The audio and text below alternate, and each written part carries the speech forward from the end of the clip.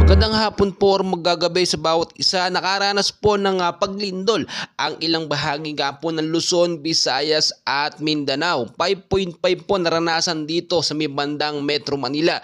So maging maingat po tayo bawat oras. So tuloy-tuloy po tayo, no? Latest weather update tayo ngayong araw po ng Martes, December 5, 2023. Pero bago tayo magpatuloy, huwag mong kalimutan mag-like and subscribe and pahit ang notification bell para ma-update ko kayo mamaya sa lagay ng ating panahon. So as of now, ang hypnosis pa rin po natin galing sa Pag-asa. Easterlies po ang siya nakakaapekto sa ilang bahagi po ng ating bansa, especially sa Luzon, Visayas at Mindanao. Pero tingnan nyo mabuti, yung ating pinaka-live radar, may dalawang tinitignan po tayo dito, no? Isang active LPA at isang bagyo dito sa may bandang Silangang Mindanao. Sa baba po ng Silangang Mindanao, dito sa bandang Kanluran, yung typhoon po dyan sa may bandang India, napakalakas po niyan. So, binabantayan po natin yung extension po ng dalawang bagyo na ito.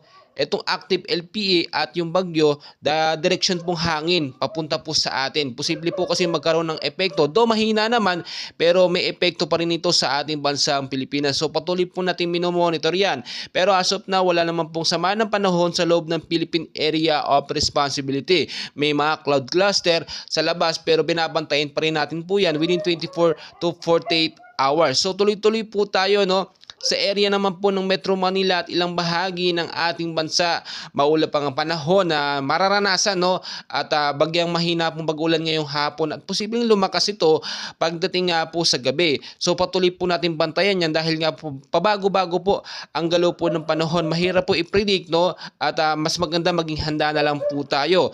Gayun din po itong easterlies natin ay tumama nga po sa ilang bahagi ng ating bansa, especially sa may Luzon area, which is ngayon nga po nararanasan natin tuwing hapon. So maging mapagmatsyag po tayo dahil mahirap po mapredict ang galawang bagyo, pabago-bago po yan. At kung sinasabi, kung may mga lakad po kayo ngayong hapon o sa gabi, ugaliin na lang pong magdala ng jacket, payong kaya kapote panlaban nga po sa malakas na pag-ulan in case man po, no, kung sakali man.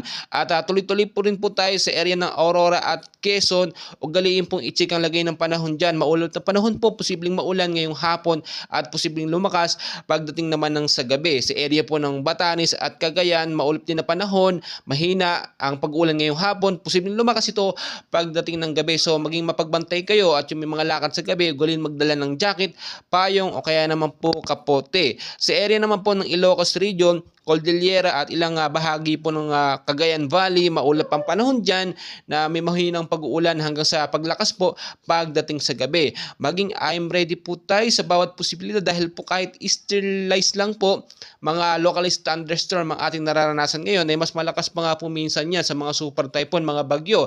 Kung matatandaan ninyo, nangyari sa Northern Samar, lagpas tao po ang naging baha dyan. Dala lang po yun ng shear line, easterlies at northeast monsoon. So kahit po ganoon lang ating hypnosis, dapat maging maingat tayo, maghanda tayo anumang oras dahil nga ang bagyo ng panahon, no, ay hindi lamang nagdedepende sa super typhoon ng mga bagyo. Kahit mga localized thunderstorm, dapat din po oras-oras natin pinaghahandaan.